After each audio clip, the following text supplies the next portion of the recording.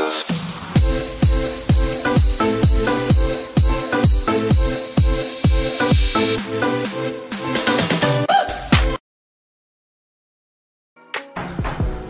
up mga kaklistites, may again Patrick Patricio.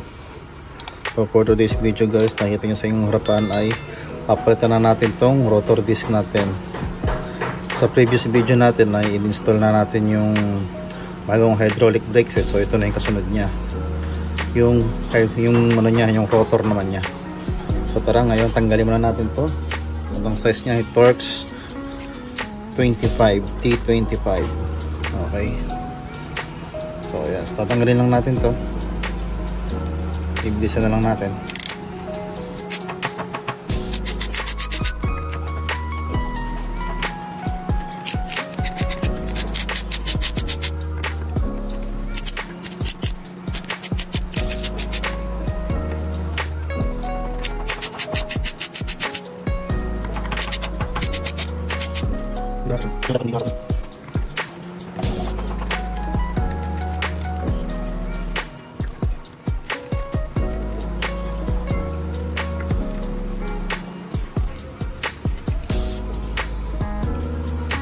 So yan, so makikita nyo yung arrow na to.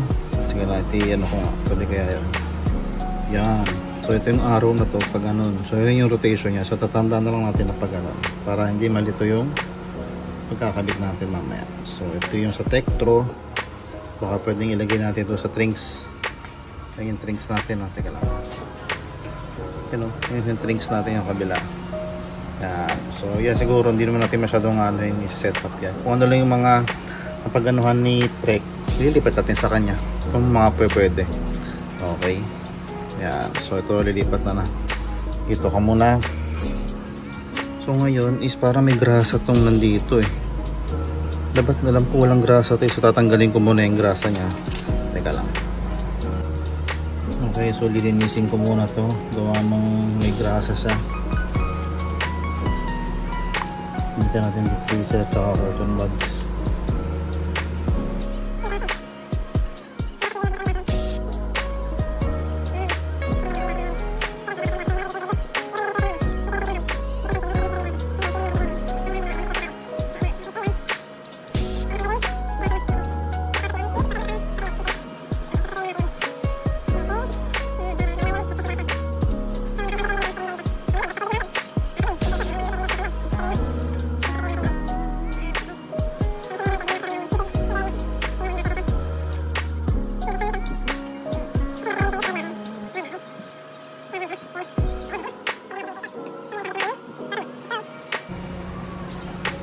So yun na nga mga kaklista, ilalagay na natin tong rotor.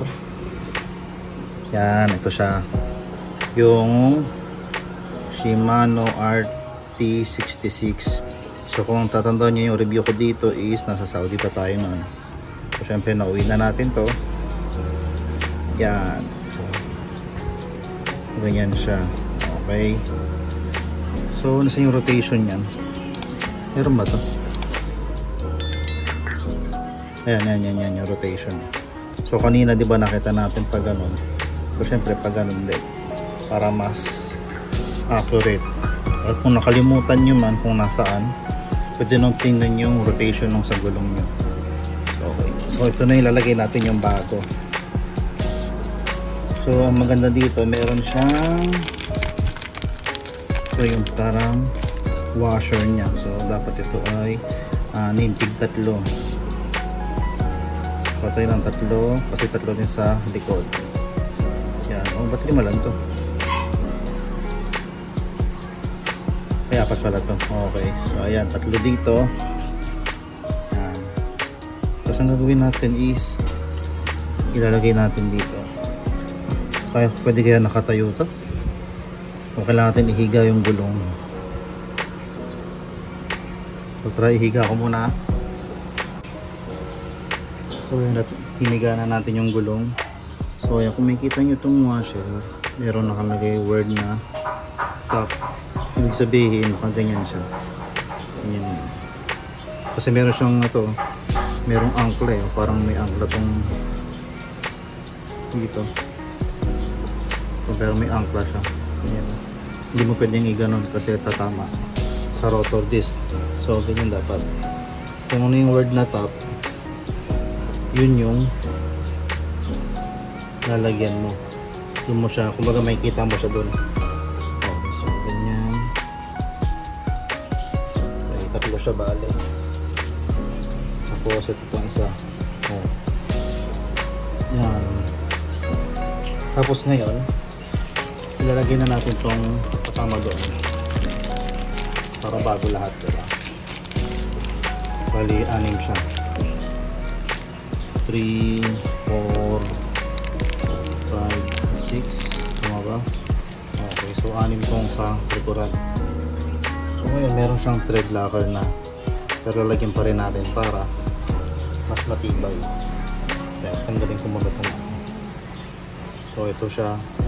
Ano din siya? No? Torx 25 din. Yung iba kasi Allen. So ngayon, lalagyan na natin ang lagyan natin ngayon. Kuha tayo ng Torx para mas para makita na kaagad. Para pagkalagay pa lang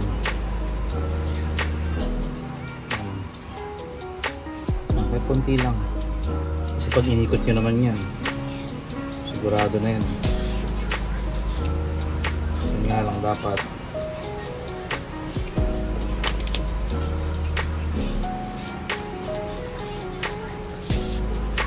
Pagawin na natin.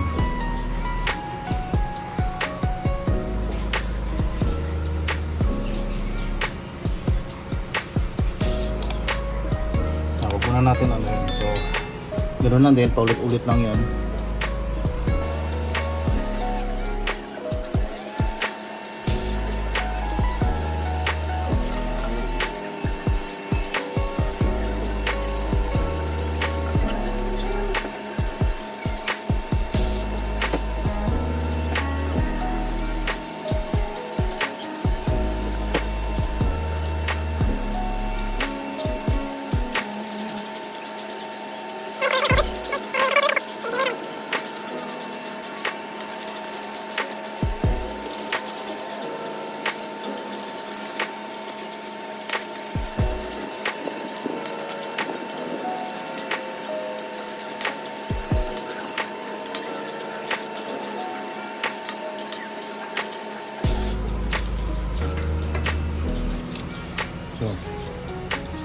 Okay na at ready nang ikabit doon sa bike natin.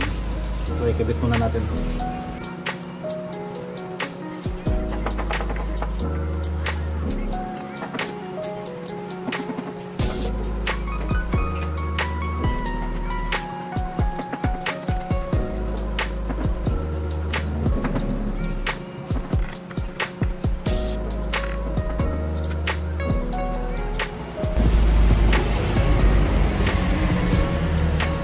Okay guys, at ikabit na natin itong sa harapan.